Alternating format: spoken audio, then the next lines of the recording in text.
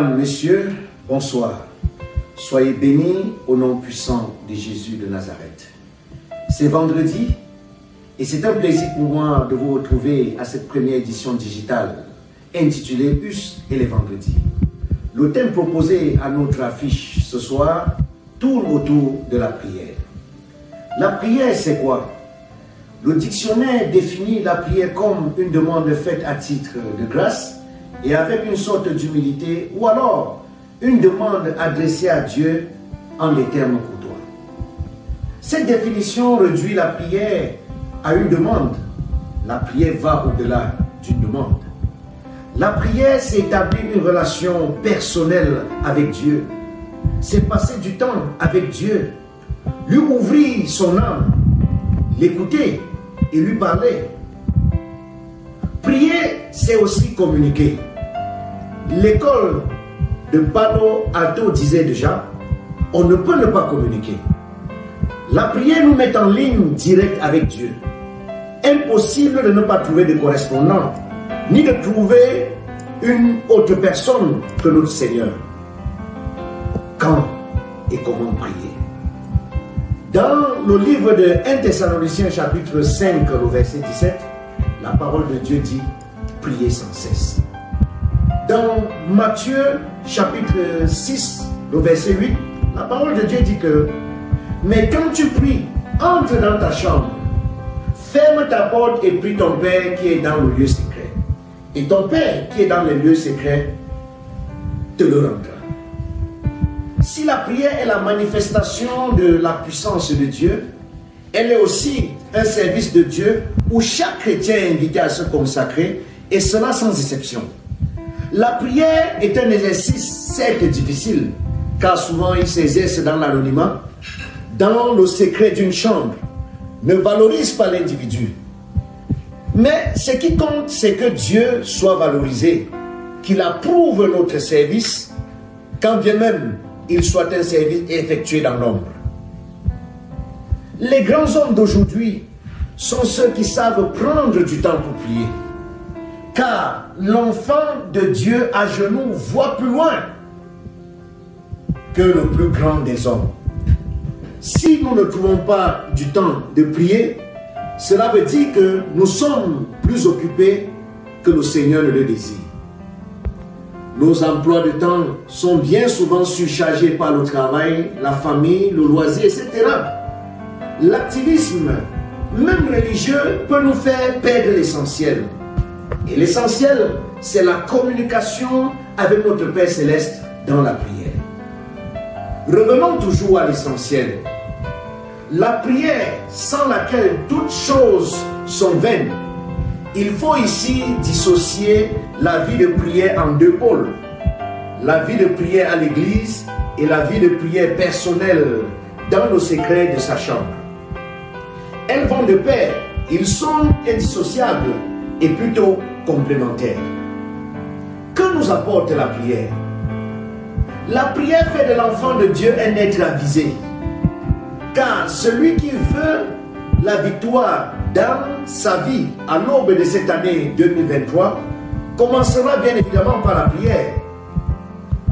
Laissons la sagesse de Dieu qui, elle, nous pousse à prier avant d'entreprendre une action. La prière fortifie notre foi. C'est dit que la foi est associée à la prière. Oui, cela n'a aucun doute.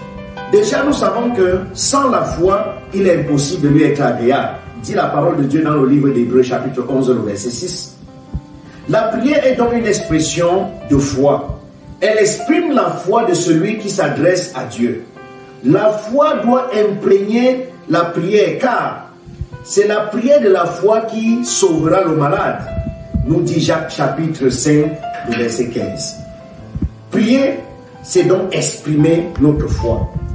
La foi est inséparable de la prière et la prière n'a pas de valeur sans la foi. Ce premier message avait pour but de poser la première pierre qui conduira nos pas vers la nouvelle année 2023. Nous sortons d'une année trouble, ployée sous le prisme de la maladie, Covid, choléra, du deuil, de la flambée des produits domestiques. Et cette dureté de la vie n'est pas sur le point de finir. Par la prière, reposons-nous sur Dieu. Ésaïe a vu juste lorsqu'il affirme que, cependant, ce sont nos souffrances qu'il a portées.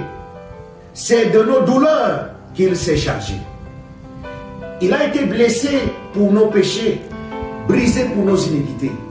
Le châtiment qui nous donne la paix est tombé sur lui et c'est par ses meurtrissures que nous sommes guéris.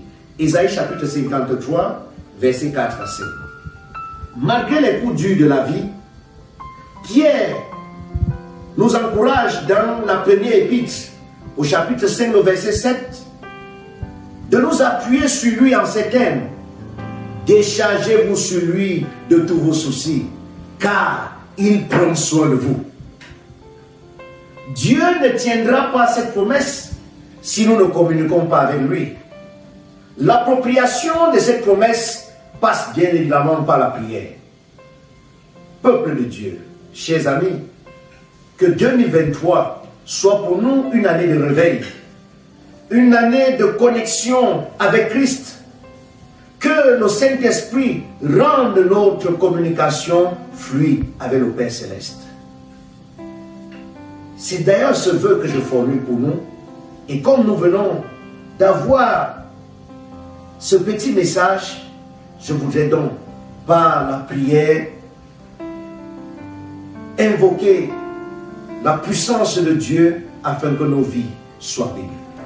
Nous allons prier. Seigneur Père éternel, toi qui vis dans les cieux, que ton nom soit béni, que ton nom soit exalté. Merci parce que tu nous as fait grâce du don de la vie. Et nous voici à l'aube d'une nouvelle année.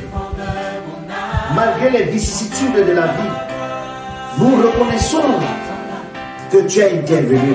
Ta présence a été une bénédiction pour nous.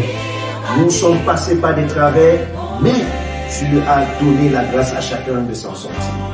Mais nous voulons que 2023 soit une année de réveil, de connexion intense avec toi par le canal de la prière. Je voudrais, Seigneur, Dieu, te confier les malades. Nous venons de lire que ce n'est pas des meurtrissures que nous sommes guéris. Cette guérison ne sera pas seulement spirituelle, mais qu'elle soit physique de manière holistique. Visite tes enfants, touche-les, Seigneur, afin qu'ils soient ensemble. Je voudrais te confier les familles. Cache nos familles dans ton sein. Comme lui-même pour couvrir ses enfants. Couvre-nous pour que les attaques physiques et même spirituelles ne nous touchent pas. Parce que tu as dit que tu ordonneras tes anges de veiller sur nous. Je voudrais aussi prier, Seigneur Dieu, pour que les foyers qui connaissent la détresse, que tu interviennes. Que tu nous donnes la grâce de connaître le moment du jour. Qu'ils reconsidèrent ta présence et que tu changes l'orientation de ces foyers. Je voudrais, Seigneur, par-dessus tout, que tu nous couvres de l'ombre du Saint-Esprit, afin qu'au courant de l'année 2023, que Jésus devienne visible dans nos vies. Aide-nous, par notre manière d'être, par notre manière de faire, à être un peuple résilient, croire que le Seigneur est présent et qu'il agira toujours.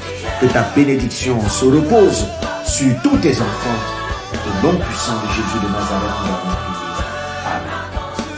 Que le Seigneur vous bénisse.